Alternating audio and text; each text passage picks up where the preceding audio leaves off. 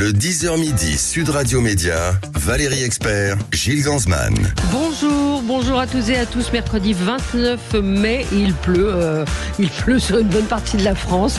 On commence à désespérer. Mais oui, parce que tous les gens parlent de ça beaucoup ce matin. Voilà. Bonjour Gilles Gansman.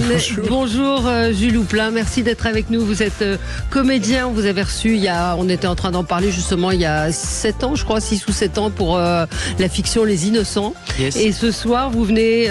C'était votre première radio à l'époque. Tout à fait. Et ce soir, on va vous retrouver dans une fiction assez puissante, assez forte, Parents de criminels face à l'irréparable. C'est une fiction qui est tirée d'un livre, Parents à perpétuité. Vous jouez le rôle de ce jeune homme qui a tué, on va peut-être pas trop dévoiler, mais en tout cas, qui est un enfant criminel. Et c'est la relation avec les parents. On va en reparler. Alors, Parents criminels face à l'irréparable, ça c'est le... Oui, c'est la soirée continue, Parents criminels. Et la fiction, c'est Parents à perpétuité. Absolument. Parce que derrière, il y a un débat présenté par Julien Bugier, justement pour parler de cette chose assez terrible de découvrir que son fils est un violeur ou un criminel. Parce qu'on parle souvent des victimes, mais on s'intéresse assez peu aux familles des agresseurs qui sont eux aussi touchés. C'est un sujet auquel vous aviez, vous, réfléchi, ou vous avez découvert en lisant le livre de ces parents, justement, qui ont raconté leur histoire? Je l'ai découvert en lisant le livre et le scénario que sa fille m'avait proposé, et j'ai trouvé ça très puissant, et j'ai voulu faire le film et faire un deuxième film avec sa fille, Linebou, le réalisateur. La réalisation est assez incroyable. Et vous avez eu la chance on en parlera après, mais de rencontrer ses parents. Comment ils vont, ses parents, puisque maintenant il a 30 ans. Faut savoir qu'il fait ça. Il a à peine 17 ans. Oui. Il est au collège. Maintenant, il est toujours en prison. Il a 30 ans. Oui. Et qu'est-ce que vous disent ses parents? Avec le temps, ça s'est un peu calmé pour eux. Mais ils sont quand même... quand je les ai vus, j'ai senti qu'ils étaient très bouleversés après avoir vu le film, parce qu'on a vu le film dans la même salle, et on a pu discuter un tout petit peu, et ils étaient toujours très émus et très choqués. Oui, ce matin, il y a une grande interview dans le Parisien où ils expliquent que leurs 2 filles, les sœurs donc de ce criminel, sont toujours en sous-traitement, on voit des psychiatres. Oui. C'est très très difficile pour eux. Pour ces parents à perpétuité, oui, ils prennent eux aussi la perpétuité, et encore une fois, ce sont des gens extrêmement dignes qui en aucun cas qui prennent en compte la souffrance des victimes et des familles des victimes. On va en parler dans un instant. Gilles, on va passer au zapping. Sud Radio Média, l'instant zapping. Valérie, je ne pouvais pas passer à côté de ce son, même s'il a fait le tour des médias. L'échange musclé dans les 4 colonnes de l'Assemblée nationale, là où vont les journalistes pour interviewer les députés. David Guiraud de la France Insoumise et Meyer Habib des Républicains se sont écharpés sur la question palestinienne.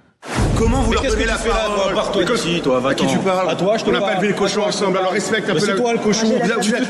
T'es dans la boue du génocide. Tu sais quoi, la boue du génocide, récupérer les autres. Ne touchez pas. Qu'est-ce que vous allez me faire? Vous voyez ces gens-là? Ces gens n'en ont rien à faire. C'est un scandale. Vous faites honte à l'Assemblée nationale. Ces gens n'en ont rien à faire de la bienséance. Palestiniens dans l'Assemblée, vous rien à faire. Ils sont moquent des bonnes règles. Regardez-le. Il défend un génocide depuis le début. C'est un porc. Ce monsieur est un porc. Et ce qu'on n'a pas entendu, ou presque, c'est le combat qui a continué en joute verbale sur BFM. Meyer Habib a annoncé une plainte, mais vous allez voir et entendre que, de son côté, David Guiraud a été encore plus loin sur BFM.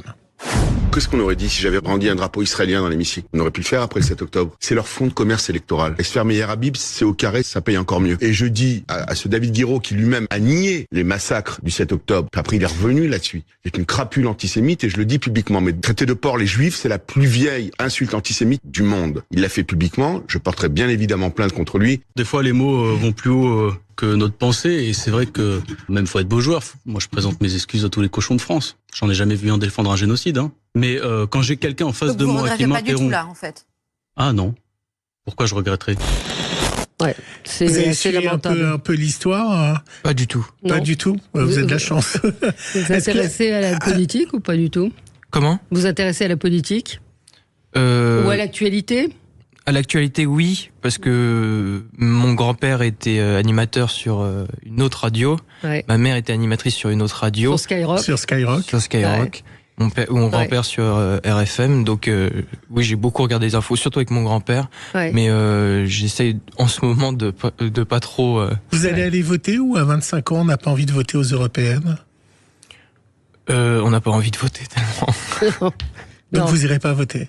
Si, j'irai voter, mais je le ferai pas en choisissant un candidat avec le cœur, avec vraiment les convictions. Je le ferai en opposition à... Pour aller voter, en fait. Pour aller voter, pour le faire, parce que c'est important.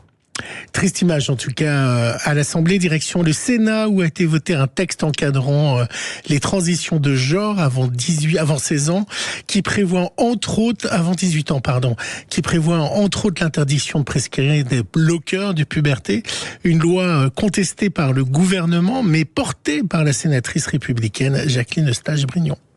Quand certaines associations nous disent mais c'est pas un sujet, s'ils se sont trompés, on va faire une reconstitution, on peut pas entendre ça. Une gamine qui subit une chirurgie, elle ne retrouvera jamais sa poitrine. Par définition, l'adolescence est un temps de questionnement. Il faut prendre du temps pour qu'il soit suffisamment sûr et suffisamment mûr pour prendre la bonne décision sur des choses qui sont irréversibles. Alors pour France 2, sur un téléfilm marquant, vous avez joué un enfant qui découvrait son homosexualité. Qu'est-ce que vous pensez de cette loi sur la transition, sur tous ces problèmes, puisque vous êtes beaucoup exprimé sur ces combats homosexuels? Je pense qu'il faut laisser les gens tranquilles, il faut les laisser faire leur vie et arrêter de s'acharner sur des choses qui finalement ne nous regardent pas et les laisser libres. Mais sur la transition, enfin c'est un sujet compliqué, hein, mais la transition, cette loi va contre la transition avant l'adolescence ou à l'adolescence de jeunes gens qui souhaiteraient obtenir une chirurgie pour ne plus avoir de poitrine ou un traitement hormonal, quoi. Moi, je pense qu'en fait, on pense qu'il faut beaucoup de temps un enfant adolescent pour passer à l'âge adulte, mais ça va très vite en fait. Ouais. Et ils sont beaucoup plus intelligents. Enfin, on est beaucoup plus intelligents. Ils sont beaucoup plus intelligents qu'on ne pense. Et si ils pensent que c'est la bonne décision pour eux, il faut le faire. Ouais. Et vous pensez pas qu'à 16 ans, on peut être influencé, on peut se questionner sur sa sexualité, se donner du temps et de faire à 18 ans ou à 19 ans, une fois qu'on a mûrement réfléchi, parce qu'on peut pas revenir en arrière.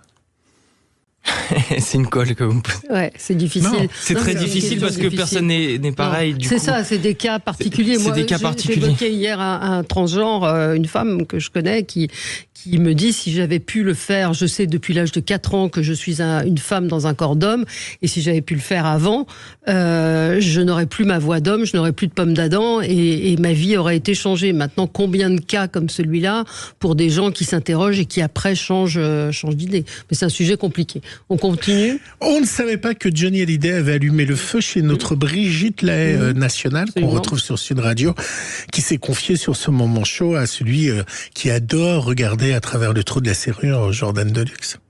Relation que j'ai eue avec Johnny Hallyday parce que... Mais je ne savais pas du tout que vous aviez été en couple avec Johnny Hallyday. J'ai pas été en couple. On s'est juste rencontrés une nuit de pleine lune, voilà. Mais c'est déçu, ça ? C'est la première fois que j'en parle, voilà. Ça a duré combien de temps ? 2 fois, c'est tout. D'accord, ok. Mais il était en couple ? Oui. Mais c'était avec qui, alors, à cette époque-là ? C'était en 77. D'accord. Voilà.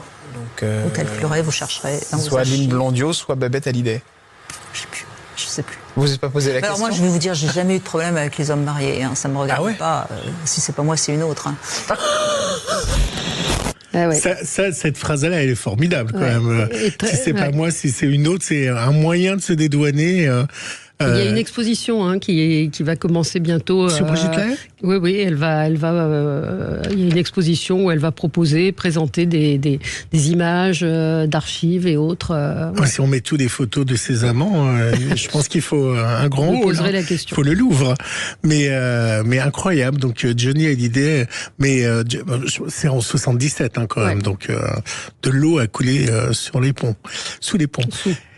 C'est l'événement sur Disney+, un documentaire, alors ça y est, il est en ligne, qui raconte la guerre que se sont livrés les Beach Boys et les Beatles. Ah oui, ma mère m'a appelé en me disant t'es pas abonné à Disney, il va falloir t'abonner. Regarder les Beach Boys, oui, il va regarder les Beach Boys. Ah, mais vous pourrez peut-être lui donner un lien. On a un lien. La dernière fois, vous m'avez dit je n'arrive pas à faire fonctionner mon screener. Ah, vous regardez beaucoup les plateformes, j'ai lu plein.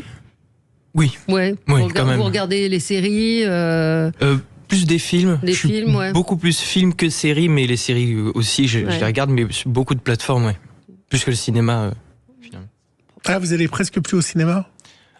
J'y vais, mais quand je regarde la quantité de ce que je regarde sur les plateformes par rapport au cinéma, c'est ridicule. Parce que... Ouais, ça n'a rien à voir. Et donc, votre maman va pouvoir regarder ce documentaire sur les Beach Boys qui raconte, entre autres, l'affrontement qui se sont livrés avec les Beatles. Je savais pas. Et moi non plus, je savais pas qu'il y avait eu une guerre entre les Beach Boys et les Beatles.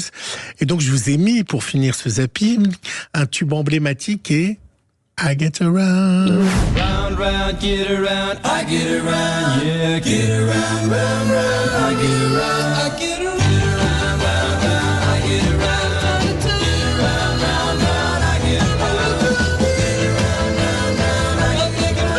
Ça me donne envie de refaire du surf. Absolument. Vous étiez vice-champion de surf. C'est vrai. Oui, je pensais que c'était du curling. Ah, le curling aussi. Bon, allez, on se retrouve dans un instant avec Jules Houplin pour parler de cette fiction à ne pas manquer ce soir, extrêmement puissante, extrêmement dérangeante également.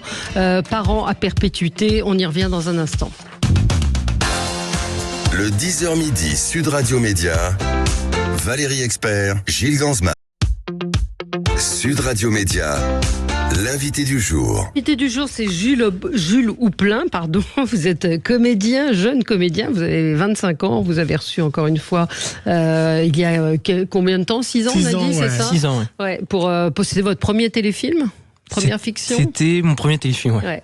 On va vous retrouver ce soir dans la soirée continue de France 2, Parents de criminels face à l'irréparable. Donc il y a une grande soirée présentée par Julien Bugier avec un débat qui va suivre la fiction Parents à perpétuité. Alors c'est une libre adaptation du livre de Sophie et Dominique Moulinas qui est paru aux éditions Flammarion en 2016, livre dans lequel ils racontaient ce que ça faisait d'être parents de criminels. On parle souvent des victimes, on parle des familles de victimes. Mais néanmoins, les parents de criminels vivent une situation qui est rarement évoquée et qui, malgré leur vraisemblable responsabilité, c'est aussi ce qui interroge le film, souffre aussi. Hein. Oui, et puis là, ça arrive dans une famille, on le voit au début, tout va bien, ils vont partir en vacances, vous arrivez en vélo, vous avez un visage d'ange, et c'est ça en fait, c'est que c'est une famille normale, où... je leur tombe dessus, ouais. Oui, puis je sais pas comment vous décriveriez votre rôle, c'est un psychopathe ? C'est un psychopathe et c'est un schizophrène, quelqu'un de malade et qui n'a pas conscience de ses actes et qui le fait sans s'en rendre compte en fait. Et les parents, ils apprennent ça et ils se prennent ça dans la figure. Parce que très vite, on peut le dire, au bout de 3 minutes, on apprend qu'il a violé une de ses camarades de classe. La police arrive, on lui demande de monter à l'étage, de montrer les cordes parce qu'il a entravé cette fille. Oui. Et là, les parents, ils sont dévastés. Et la question, c'est quelle relation on entretient après avec un enfant criminel ? Ouais. Je pense qu'il n'y a pas vraiment de relation. Non. Puisque l'enfant est dans une prison psychiatrique et il est déconnecté. Ouais. Maintenant, après toutes ces années. Et du coup, les contacts sont très petits, avec les parents. Est-ce que c'est plus compliqué de jouer un rôle réel, c'est-à-dire d'une personne qui a effectivement existé plutôt qu'un rôle imaginaire ? Est-ce que vous pensez pour moi, non. Homme, pour vous, non, ça change rien. Pour moi, non, parce que j'ai toujours le plaisir de faire un film et je me pose pas vraiment cette question-là. Je fonce dans le projet. Vous êtes dans le rôle. Aujourd'hui, le rôle que vous jouez, il a 30 ans désormais. Il est toujours en prison puisqu'il a été condamné à perpétuité. Oui. Est-ce que ça vous aurait intéressé de le rencontrer ? Ça, c'est la première question.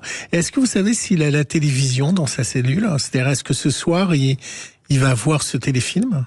J'ai aucune information sur sa vie. Et je pense que personne n'en a à part ses parents. Par sa famille, oui. À part, et ses 2 sœurs, puisqu'il y a 2 sœurs, et pour ces 2 sœurs, c'est très compliqué aussi. Mais j'ai aucune information sur... Alors Valérie, je vous propose d'écouter la bande-annonce. Inédit, ce soir. Monsieur Bossineau ? Oui ? C'est bien votre fils Guillaume qui est là ? Qu'est-ce qui se passe ? Je t'informe que tu es placé en garde à vue ce jour, dans le cadre d'une affaire de viol avec arme. C'est pas possible. Votre fils a avoué. Moi, je sais qui il est et comment on l'a élevé. C'est pas possible qu'on ait rien vu venir. Pourquoi ?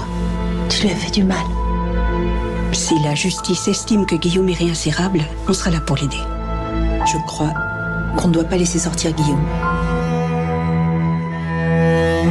Inspiré de faits réels, Parents à perpétuité. Ce soir à 21h10 sur France 2 et déjà sur la plateforme France.tv.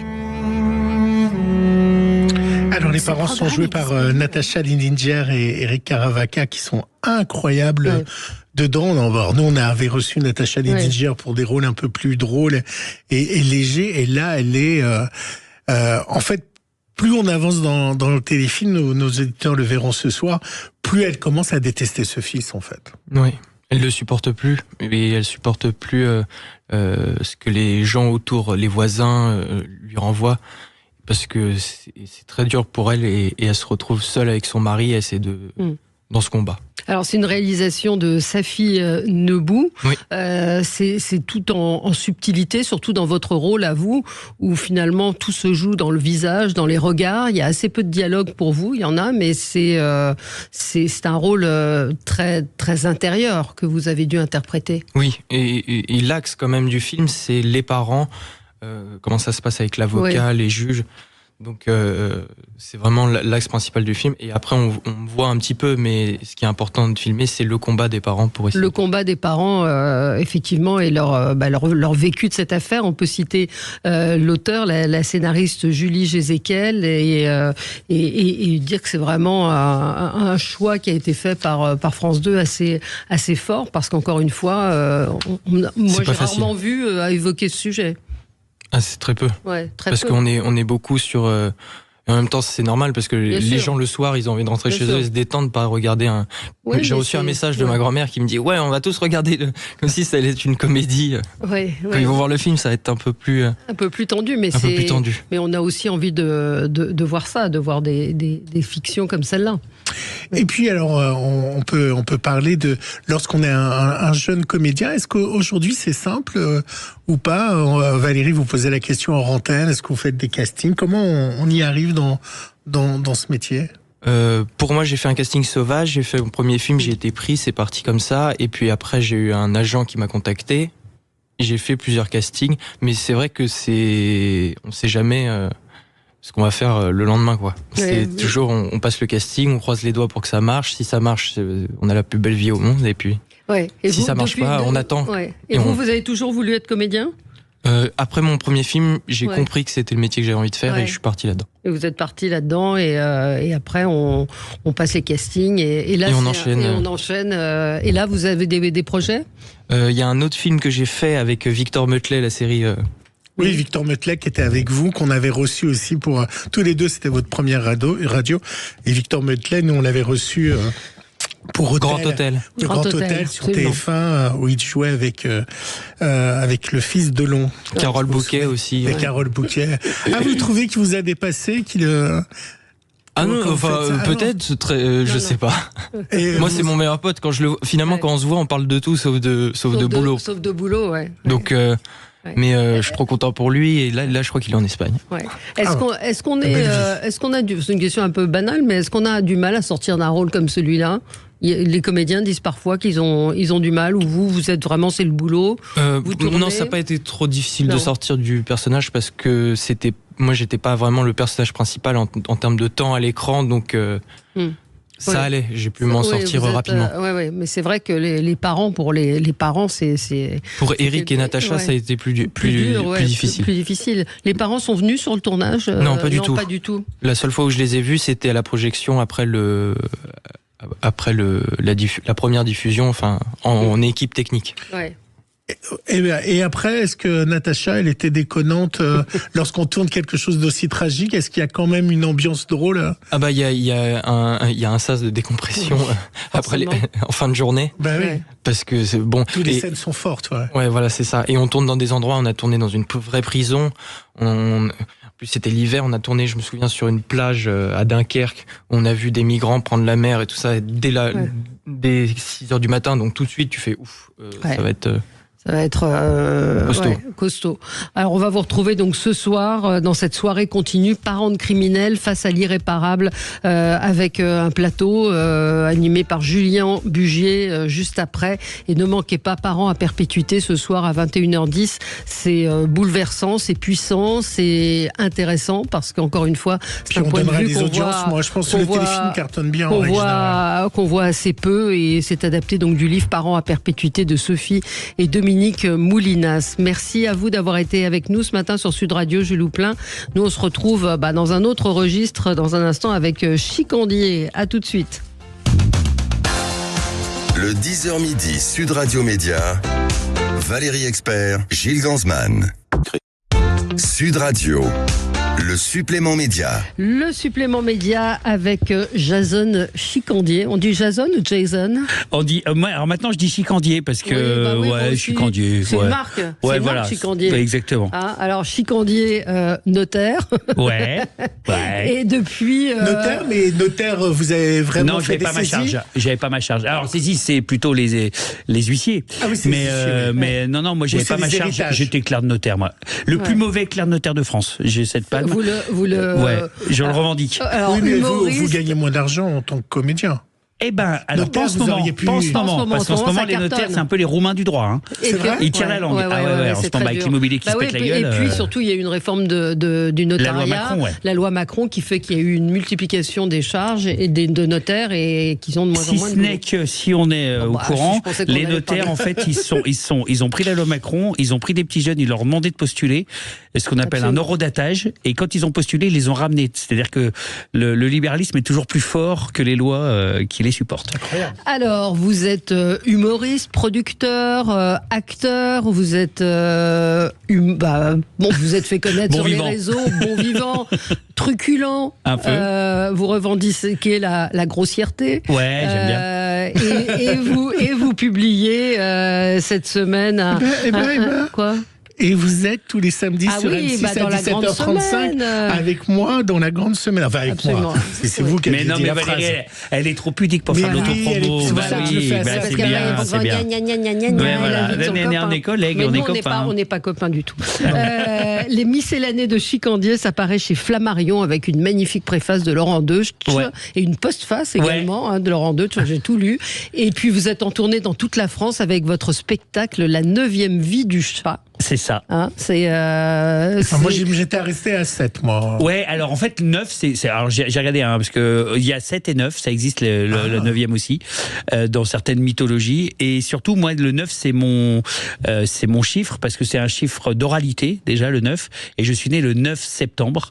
Et donc, c'est un chiffre qui me suit. Et quand j'ai fait le calcul, alors moi, je crois pas aux vies réincarnées, etc. Mais quand j'ai fait mes tranches de vie, j'en suis à la 9e tranche de vie. Et donc, je trouvais que c'était bien de pas la 9e femme. Non, moi j'ai la Ramirez. C'est la Ramirez qui est là. Je l'ai dans la peau. Absolument, voilà, vous en parlez d'ailleurs, la Rami, de temps en temps. Donc les miscellanées, racontez-nous, c'est une sorte d'almanach, c'est des pensées, c'est des petites histoires, vraies ou pas vraies, je sais pas. Disons que moi j'ai une culture touche à tout, j'aime bien, on en parlait avec Laurent Deutsch justement, qui lui, il m'a dit j'aime pas les miscellanées parce que justement c'est du touche à tout, c'est un peu, je fais de la surface, lui il aime bien la profondeur, aller en analyse et tout. Moi, j'aime bien ça. Ça va vite. Un sniper. Ouais, j'aime bien ça. Moi, vous êtes fait connaître aussi sur les réseaux sociaux. Hein. Oui. Vous avez, je crois, près de 600 000 abonnés. Au total, on cumulé, Avec des vidéos. Quelle est celle qui a le plus cartonné? Alors, la vidéo qui a cartonné, c'était évidemment la vidéo Bleu Métal, où j'ai dit qu'il y a une tradition séculaire en France, c'est de se bourrer la gueule le vendredi midi, qu'il est interdit de travailler le vendredi après-midi, que nos parents sont battus pour ça, que nos grands-parents sont battus pour ça. Et je pensais jamais faire le buzz avec cette vidéo, mais ça a changé ma vie. Et c'était la première ou pas? Non, c'était au moins la. C'était quoi la première vidéo? La première, c'était avec Michou. À Montmartre. Et j'avais fait une vidéo avec lui à l'époque. Et, on avait fait quelle belle soirée. On était tous les deux totalement bourrés. Ah, vous étiez déjà dans le bleu. J'étais déjà dans le bleu Michou. Puis surtout, il y a quand même un événement. Ça tombe bien qu'on vous reçoive aujourd'hui. C'est que vous êtes devenu une question chez Jean-Luc Reichmann. Oui, j'ai vu hier. Je suis devenu une question aux 12 coups de midi. Voilà, quel humoriste est associé au slogan « On est bleu, on est métal ». C'est ça. Alors là, je me suis dit, ça y est, la consécration. Je suis chez Reichmann, je suis chez TF1, c'est à côté en plus. Bon, mais est-ce que la candidate a répondu ou le candidat? Ah, ça, j'ai pas vu. C'est ça qui est intéressant. J'ai pas vu. On m'a pas dit, c'est vrai, c'est une question que je devrais poser. Oui, parce que derrière, la gloire, elle doit être reconnue par les candidats. C'est vrai aussi. Par les petits génies. Alors, si les petits génies savent qui vous êtes, alors c'est le Graal. Alors, comme ça, on transpire encore. C'est un auditeur qui me dit ça. J'ai pas la référence. C'est quoi? Non, mais oui, parce qu'en fait, les gros, ça transpire. Comme on dit, ça le temps pour les gros en ce moment. Hein, ça. Moi, je parle que de moi. Hein. Oui. Mais je dis ça le temps pour les gros. Ouais, bien sûr. Quand ça se met à réchauffer, le temps on transpire. Même quand on fait ses lacets, on transpire. Alors, les miscellanées, ce sont des histoires vraies ou pas vraies? Est-ce que c'est votre parrain vraiment? Pierre Gagnère. Ça, c'est vraiment mon parrain. Parrain de baptême. Incroyable. Ouais, parce que j'étais le meilleur ami de son fils Félix et quand je me suis fait baptiser à 10 ans, j'ai choisi mon parrain et j'ai pris la personne que je voyais le plus après mon père, Pierre Gagnère. Et vous mangez gratuit chez lui? Ouais. Et une fois par an, j'ai le droit d'aller dans la cuisine de Pierre Gagnère en arrière-cuisine et on mange tous les deux et on se fait une petite séance de psychanalyse. Nous, on l'avait reçu, il avait été étonnant et on avait appris que la cuisine n'était pas forcément une envie qu'il avait. Pas du tout. Et c'est ça qui est étonnant. Ça a été subi à mort. Oui, ça a été subi à mort et il est devenu un des plus grands chefs. Ça nous avait assez interloqué. Il était commis au Clos Fleury chez ses parents. Et Pierre, nous, c'est quelqu'un que j'apprécie énormément, mais vraiment plus, je l'aime en fait. Et une fois par an, et on se fait des déclarations d'amour dans sa cuisine. Et Pierre ne sait dire des mots d'amour qu'avec ses plats. Alors vous savez que je fais les conducteurs avec plaisir d'ailleurs avec Valérie et je mets la fonction parce qu'aujourd'hui on est en DAB+ sur Sud Radio et donc les fonctions s'affichent sur les radios et autres. Je me suis interrogé est-ce que je mets comédien, est-ce que je mets écrivain, est-ce que je mets humoriste? Je savais pas quoi mettre en fait. Alors, vous auriez mis quoi vous? Je suis mon idole absolue. Et comparaison n'est pas raison évidemment, mais c'est Jean-Yann. Et moi j'aimais bien. Il y a beaucoup de citations de Jean-Yann. Hein. Et Jean-Yann j'aimais bien parce qu'il était un peu écrivain, il était un peu animateur, il était un peu chanteur, il était un peu comédien, mais très bon comédien. Et il était un peu tout et j'aime bien ça. Donc j'aurais dû mettre saltimbanque. Saltimbanque j'adore. Ouais. C'est le métier. Moi quand je me revendique je dis saltimbanque. Alors il est venu vous voir ou pas en spectacle? Jean-Yann non. Non pas Jean-Yann, votre parrain Pierre Gagnère. Alors, parce qu'il vous dit tu sais mon chicandier je t'aime et c'est précisément parce que je veux continuer de t'aimer que je ne veux pas entendre tes saloperies. C'est ça, c'est le gros problème des épouses, des bobos et des gens de plus de 130 kilos et des grands chefs, ils ont toujours raison. C'est vrai, voilà. C'est vrai.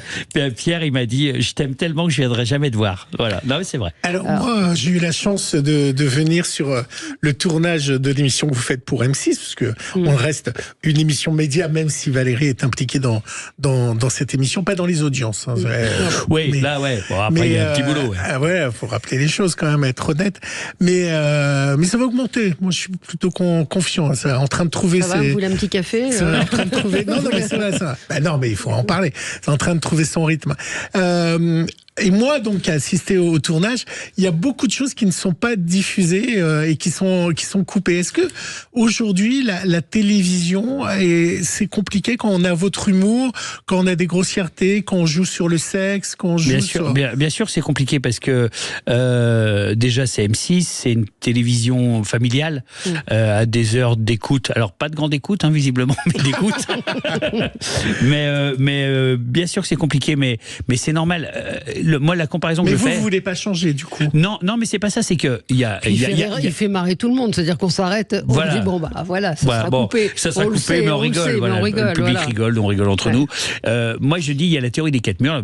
C'est pas moi qui le dis d'ailleurs, c'est tout le monde. C'est de dire, on va au théâtre, là on passe un contrat, et moi quand on vient me voir, je suis très très très grossier, je vais très très loin, très vulgaire. Vraiment, j'assume le personnage de Chicandier à fond. Et quand on est en télévision, c'est des gens, ils allument leur poste de télévision, ils n'ont pas forcément envie de recevoir ni ma grossièreté grossièreté, ni ma virulence. Parce qu'ils n'ont pas choisi. Mais ils n'ont pas choisi. Donc eux, ils regardent, et donc il faut aussi s'adapter aux gens. C'est le principe. Et je trouve que c'est bien d'avoir plusieurs casquettes. Et moi, au plus, ça m'évite de pencher vers la vulgarité crasse et médiocre, et ça me permet de faire des blagues un peu plus évoluées.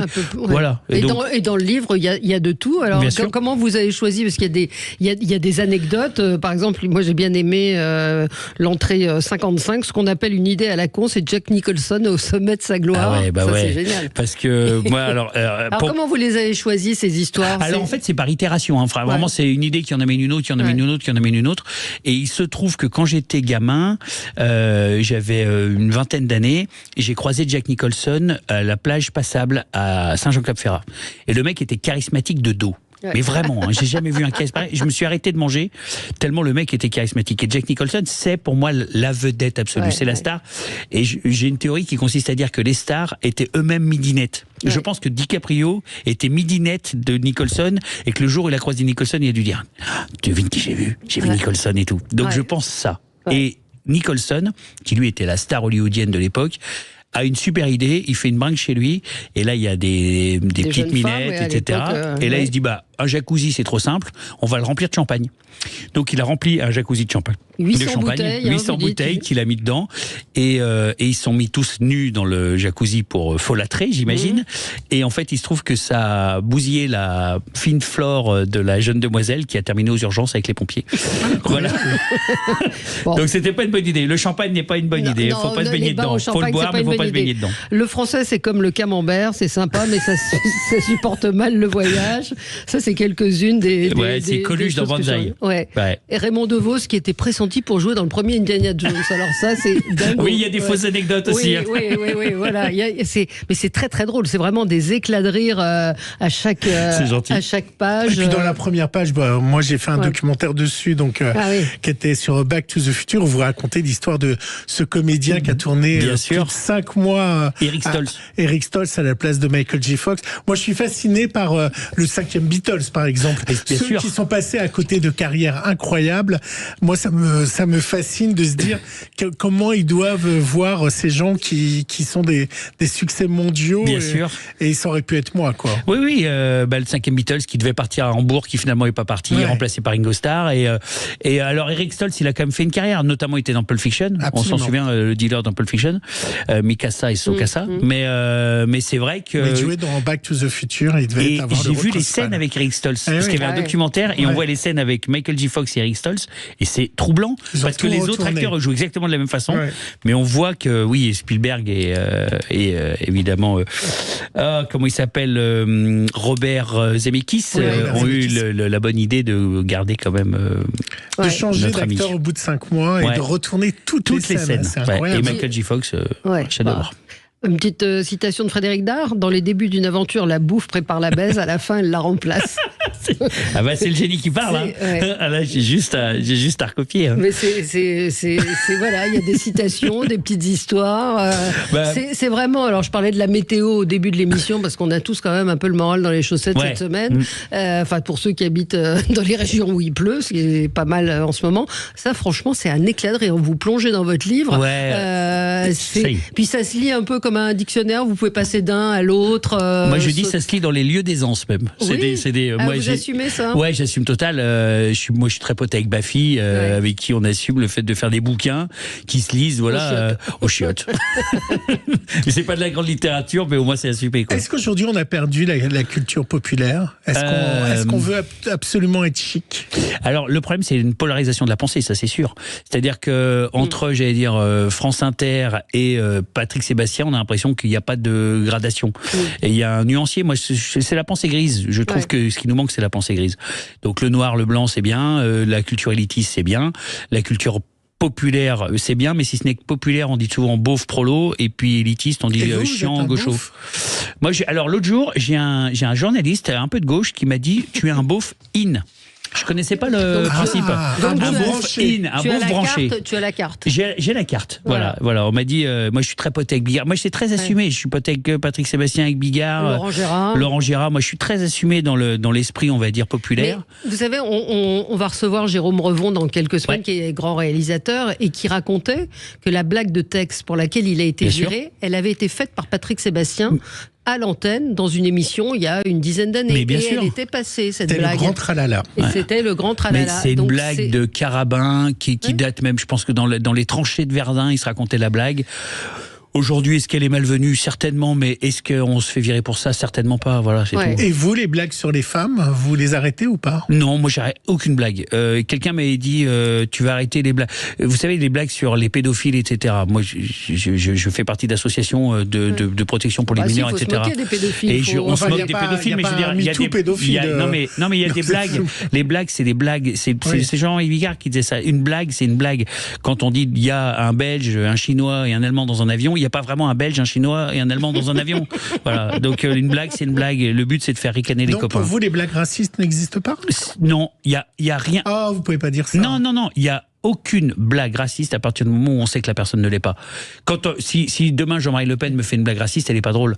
Si j'ai un pote qui est pas du tout raciste et qui me fait une blague raciste, ça peut être drôle dans un certain contexte, évidemment, et on le fait tous. Et l'histoire de Guillaume Meurice, alors vous pensez qu'il aurait dû être sanctionné ou pas? Non, moi je trouve que c'est d'une bêtise abyssale de l'avoir sanctionné. Mais c'est un humoriste. C'est un humoriste. Et il y a des gens. Moi, ce que j'aime pas, c'est quand les journalistes se permettent de dire il est drôle ou ce qui est pas drôle. Exactement. C'est ce qui est arrivé à Charlie Hebdo, c'est ce qui arrive à Charlie Hebdo régulièrement. Et je comprends pas que les gens qui ont fait le procès de Charlie Hebdo pour ça fassent Guillaume Meurice. Moi, honnêtement, c'est pas ma cam, on s'en doute. Mais Guillaume Meurice, honnêtement, nazi sans prépuce, on a bien compris qu'il dit. Enfin, je veux dire, il y avait rien à voir avec le nazisme. Le nazisme, c'est parce que c'est le point Goldwyn de l'insulte, et sans prépuce parce qu'il est juif. Mais honnêtement, c'est pas un député à l'Assemblée qui dit ça. C'est un humoriste qui fait une blague pas drôle. Pour moi, il aurait fallu que Guillaume Meurice ne se fasse pas du tout virer pour ça. Oui, mais dans ce cas-là, ça veut dire que vous tolérez les sketchs de Dieudonné. Mais si je suis votre pensée. Moi, je suis un fan absolu de Dieudonné, et je suis pas le seul. Et je suis un fan absolu de Dieudonné. Je ne tolère absolument pas qu'il fasse monter Robert Forisson sur scène. Je ne tolère absolument pas qu'il m'ait arrêté de me faire rire parce qu'il a une obsession sur l'antisémitisme. Et là, pour le coup, c'est devenu carrément indigeste et vulgaire. Mais Dieudonné, quand il fait son sketch sur le cancer, quand il fait son sketch sur les pygmées, quand il fait son sketch sur la guerre, quand il fait son sketch sur Jésus, etc., c'est un génie. Le divorce de Patrick, c'est le spectacle le plus drôle que j'ai jamais vu. Donc oui, Dieudonné est un génie qui nous a abandonnés, et on le pense tous, tous les humoristes le pensent. Après, il a vrillé. Il a vrillé, et c'est devenu pas drôle. Puis c'est au-delà de ça, c'est-à-dire qu'il y a un engagement politique qui est un petit peu, qui est totalement différent. Mais revenons à nos miscellanés qui sont. Puis vous êtes champion du monde de la raclette. Bah oui, quand même. Voilà ce que vous auriez pu. Je suis champion du monde de la raclette. Comment vous auriez dû présenter Chicandier, champion du monde de la raclette. 2226 personnes, on est très fiers. Alors que les Suisses appellent la raclonnette. Parce qu'ils disent que c'est pas une vraie raclette avec la meule. Mais d'ailleurs, je vais voir Eddy en Suisse, qui va me montrer ce que c'est qu'une vraie raclette. Mais oui, on a fait ça. On fait des bêtises, quoi. Et vous mettez du vin blanc dedans, vous mettez quoi alors dans la raclette, on met pas de vin, parce que ça, c'est la fondue. Mais on l'accompagne. Et en revanche, on fait des trucs bizarres. Là, on va faire la plus grande choucroute du monde à Cogolin, en face de Saint-Tropez. Voilà. Rendez-vous donc. Alors, on vous retrouve tous les dimanches, tous les samedis. Qu'est-ce que je raconte? T'arrives pas à faire ton autopromo, décidément. Dans la grande semaine, vous êtes en tournée dans toute la France avec la 9e vie du chat. Il faut aller vous voir. Et puis évidemment les miscellanées qui paraissent, les miscellanées de Chicandier chez Flammarion. C'est le cadeau de fête des pères idéal. Je crois que Flammarion avait une petite idée derrière la tête au niveau du timing. Merci à vous et à demain. À demain, Valérie. À demain. Et merci de m'avoir reçu. Merci. On se retrouve dans un instant pour commenter l'actualité. À suivre sur Sud Radio, mettez-vous d'accord, Valérie Expert. Leclerc, bonjour. Bonjour.